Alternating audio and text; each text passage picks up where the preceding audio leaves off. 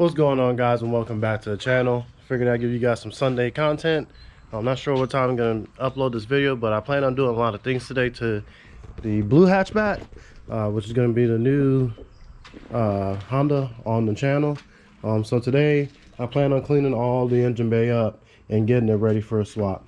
I need to take the AC lines out. I need to take this charcoal canister out because that's gonna be obsolete. This fuel filter, because that's gonna be obsolete. The power steering lines, and just basically pressure wash the engine bay. Take the passenger side transmission mount off, because this car used to be an automatic, and we are doing the K swap. So as you know, with the K swaps, you got to take that mount out.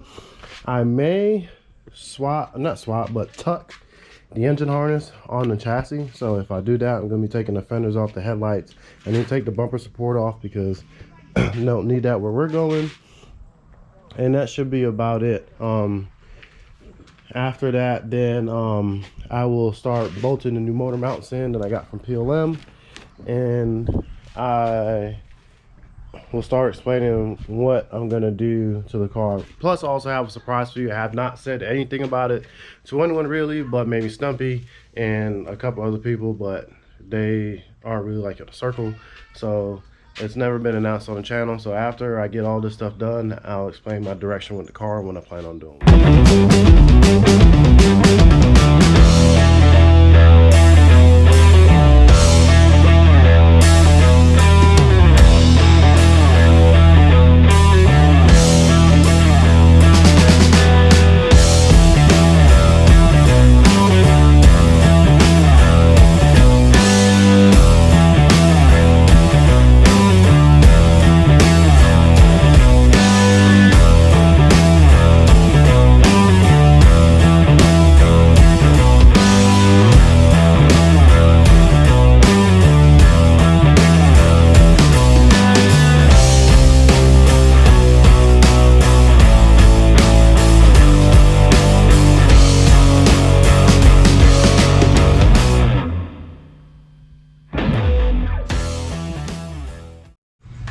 Alright, so I pretty much got the engine bay cleaned up. I don't know if I really want to tuck this harness. I don't want to do a whole lot of work. I'm lazy. And I'm going to have to take the fenders off, and it's going to create holes here, and I'm going to have to move the fuse box. And I ain't doing all that. I'm just trying to keep this thing as simple as possible. I say I want to do a lot to it, but I really don't. Just want to do a basic ass swap, turbo kit on it. I took all the AC, power steering, charcoal box, the what's this thing called, front support off, and engine bay cleaned up pretty good. I also did want to paint it, but the paint on here is pretty good, and once the engine's in here, the back of here will pretty much be covered up, and you won't really see the steering rack anyway, and the subframe. So also I realized it does have a new master cylinder and reservoir on it, so, and the booster looks fairly new too, so that's a good plus. I'm probably going to do a S2000 clutch master cylinder, and definitely going to do a steel braided line, and that's pretty much it. I got to take these old hoses off because it's not going to work with the new setup, but it is going to have heat though, so I just need to figure out how I'm going to make that work, because I believe when I did put the I'm sorry I sound congested. I got a head cold. Lay down in the bed with the fan on while I was wet, and now I'm here. Don't have corona.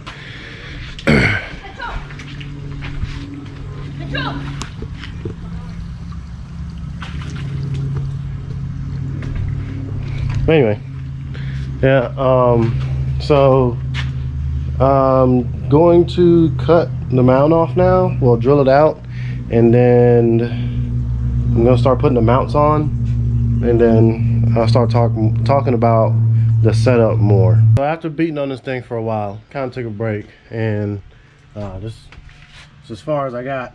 I've been taking a break for an hour and some change, and I decided to break down and just go to Harbor Freight, buy a pry bar.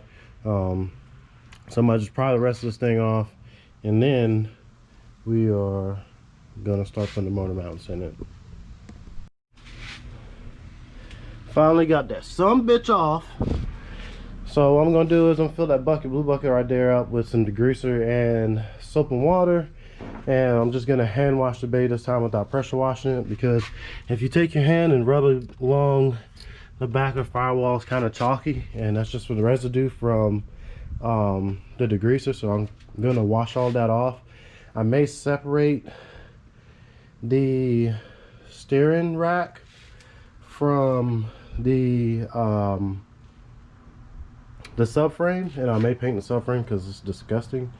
So I'm gonna go ahead on. I gotta take these hoses off too, because somehow the radiator, well, not the radiator core, the heater core is filled with a bunch of this brown shit. So I need to flush that out so that when I do put the motor in here and I hook the heat up, that it doesn't run that shit through the motor and jack my radiator up.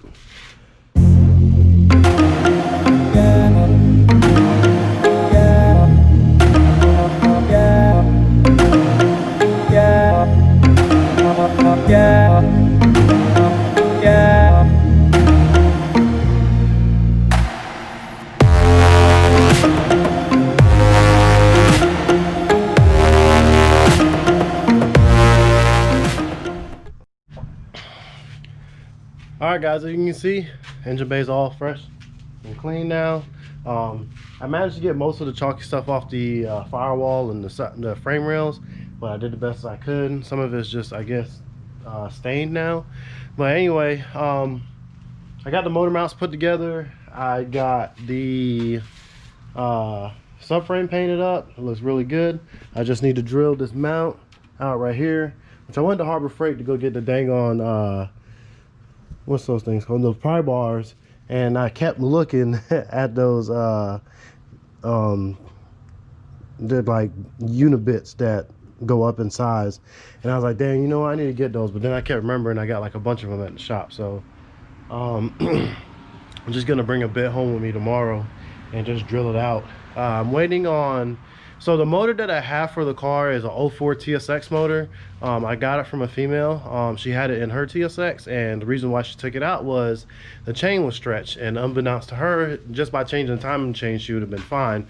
But she put another motor in her car because that motor was having a kept throwing a I guess a cam sync, or it's basically like a timing code basically. So she thought that maybe the motor jumped timing or something like that, but she said that it ran fine, which I do believe her, because when I took the motor apart, everything was clean. The head has been off before, but I'm gonna take the head off again because I do have a 06 TSX head that I'm gonna put on there. They have a bigger valve, and I should have some either Z3 cams or some 06 TSX cams. If not, I'll just put the 04 cams in there on a 50-degree VTC and I'll be fine. It's a turbo motor, so it's gonna make the power regardless. So as far as the setup goes, as I told you, it's gonna be a TSX motor, K24. It's gonna be a RSX base model 5-speed transmission. I took the LSD that was in Heavy Flow's original 6-speed transmission out, and I put in that transmission. This transmission is like super mint. I've never seen a second gear look this fresh before, so I'm gonna dig race this shit as much as possible before I can't hit second anymore. Everything that I'm using pretty much is the same thing that I used on Flow. Same eBay mounts. This time I'm using a billet shifter box, but it's a different style this time. It's black, anodized black, same Chinese one, but it probably won't be here until the end of the month. So what I'm gonna do is use a stock box until then. I got some K2 knockoff shifter cables. They're race cables. A lot of people use them. They have good success with them. Also using the billet bracket that I need for those cables, and stock axles, same billet 6062, Rev 9 turbo. This time I'm using a 1320 sidewinder instead of that MD Fab sidewinder, and this one has better placement. Still 44 gate, using the same intercooler, 2.5-inch piping the whole way this time. Knockoff tile blow off valve, and it'll be on 1000cc injectors, 450 in-tank pump, and it'll be on pump gas. I'm gonna keep it super simple where I can drive it anywhere. I plan on driving this car to Charlotte street race a lot, so if God willing, I'll be down there racing this car a lot on the weekends. trying to get some footage for you guys. The reason why I'm really putting this car together. Flow was kind of, I shot myself in the foot with that, putting that together, and locking VTEC, because locking VTEC makes it extremely hard to drive. I just kind of did it for a whole clout thing to say, oh, I locked VTEC and the son of a bitch sounded good. But here's the surprise that I have for y'all. So I bought K Pro for the car originally, and then I got to thinking, I was like, I have Fuel Tech, and I have, let me go in here, it's my storage. This unterminated harness from Fuel Tech that I bought when I bought my Fuel Tech, I don't know, 2 years ago. So what I'm gonna do is, make a wire harness for this thing. So I got a 20-foot unterminated harness, and is it 20 or is it 10? I don't know. It's 10 feet, I guess, because I'm 6 foot tall. So that's another. Yeah, it's a 10-foot harness. So I got a 10-foot unterminated harness. I have two either a cord or RSX wire harnesses that I can use for pigtails. And what I'm gonna do is I'm either gonna switch the G35 to Holly, or I'm gonna buy FT600 or 550 for it, because with the direction that the car is going, I am gonna need more inputs and outputs. So it will behoove me to upgrade the software while the car is down. So I do plan on selling this car or giving it away. So depending on if I can get some merch going, I need to talk to John and see if he can help me out with that, because he's good at marketing and stuff. So I'm gonna see if I can try to give it away before I sell it.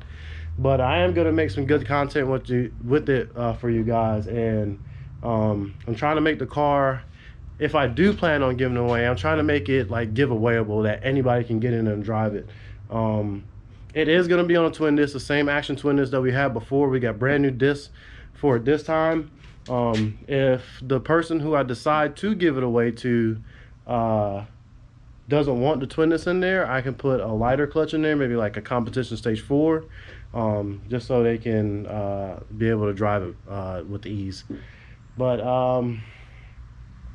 yeah, I mean, that's pretty much it. It's gonna be on a Chinese Skunk 2 intake manifold. I forgot to mention that when I bought this intake manifold, it came with the Skunk 2 badge, so it's kind of a red flag for me with Skunk 2. So, but y'all also saw when I bought those control arms from EM USA, they also came in the Skunk 2 bag. So I don't know what's going on with that, but I think I'm gonna name the car Blueberry. It is an EG hatch, it is round, and it is blue, so Blueberry would fit it. Somebody told me Blue Waffle, but if it was like a square body car, I'll probably name it a Waffle or something like that. But I'm not trying to go with nothing else derogatory, because we all know Blue Waffle is. Other than that, the car should be coming along within the next couple of weeks. What I'm gonna try to do with the wiring is, when I get home from work in the afternoons, if I don't work really late, I'm gonna try to wire at least like 1 to 2 sensors. I'm gonna work on the fuse panel for it. I bought some of these terminal strips, and I bought a fuse box, some like that Racham split sleeve cable stuff. It's the knockoff shit, and some what is this thing called? Shrink wrap. So yeah, I'm gonna try to see how far I can get with the wire harness. It should be pretty simple. It's just time consuming, really. So once I get all that wrapped up, plug it in the car. I'm gonna use the Fuel Tech as a start button on the car. So you just turn the key, Fuel Tech will come on, you hit the start button on Fuel Tech, and it'll turn the car on. Pretty cool feature that they do have. So and I'm gonna delete the cluster and the Fuel Tech will be pretty much based right here. I'm gonna use the back part of it, but other than that, some build is simple besides the Fuel Tech. That's all, the only quote-unquote complicated part about it. But other than that, the car's coming along good. Took a couple hours out of my day today to get some stuff done on it. I'm glad I did. It's a super solid chassis. I love this because it's untouched. Like, it had a stock single cam motor when Sean got it, and all they did was take it out. We were gonna B-series swap it, and then we had the idea of just taking Flo's motor out and put in it because this chassis was a lot cleaner. But I'm glad that I got it in a trade for the RSX because it's been a long time since I've had an EG hatch. It's been like 2 years, and it's by far my favorite chassis of a Honda. And a lot of people love EG hatches too. I did like the coupe for a while, but I'm just not a coupe fan. So I do plan on keeping it full interior. I'm gonna put a sub in here. I'm gonna drive this shit as much as possible, and make as much content as possible. I have suspension for it. I have the works. Like I said before, it's gonna be like Flo. It's gonna make as much power as Flo, probably on a couple less pounds. By the way, Flo got retuned. It made like 420 on like 13, 14 pounds, something like that.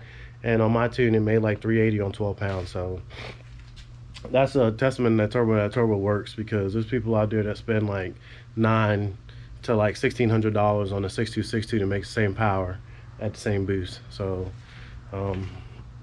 and when I did order that turbo, come to find out I ordered the last one, because when Stumpy and I tried to find one before, after we sold Flo to try to replicate the setup on somebody else's car, I could not find a turbo. And then 20 of them came back in stock, and I ordered the last one. So I'm glad I did that. But I know I've been talking for like 10 minutes, but I hope you guys enjoy the content. And as always, comment, like, share, subscribe. And I should have a Trans Am video coming up for you guys after this video. I'm just waiting for a seal to come in, and then once that seal comes in, I'll finish the video, and then I'll edit it and I'll upload it for you guys. I know a lot of people have been asking about that too. But like I said, as always, comment, like, share, subscribe, and I'll see you guys in the next upload.